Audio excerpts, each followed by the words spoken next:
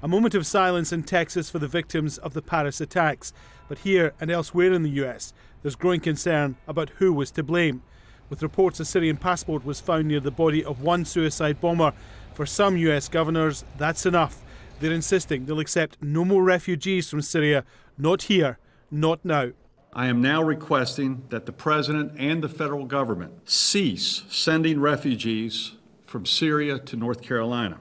As governor of the state of Texas, I will not roll the dice and take the risk on allowing a few refugees in simply to expose Texans to that danger.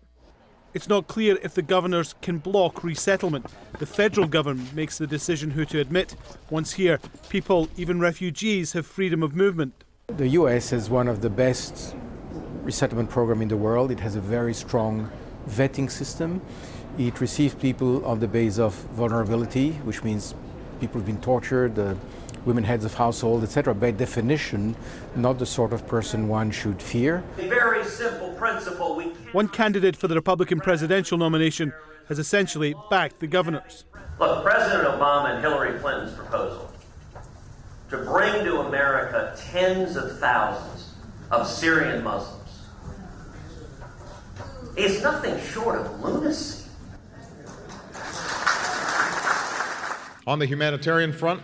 But in his closing remarks to the G20 summit in Turkey, US President Barack Obama said there was a moral obligation to help. When I hear folks say that, well, maybe we should just admit the Christians but not the Muslims. When I hear political leaders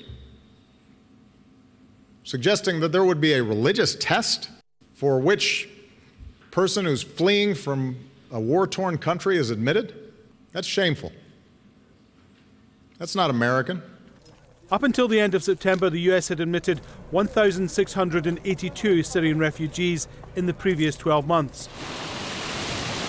The governors want the Department of Homeland Security to review clearances and procedures. And some states have ordered all their departments to end all assistance to those who arrived in the US looking for a way out of violence and hatred.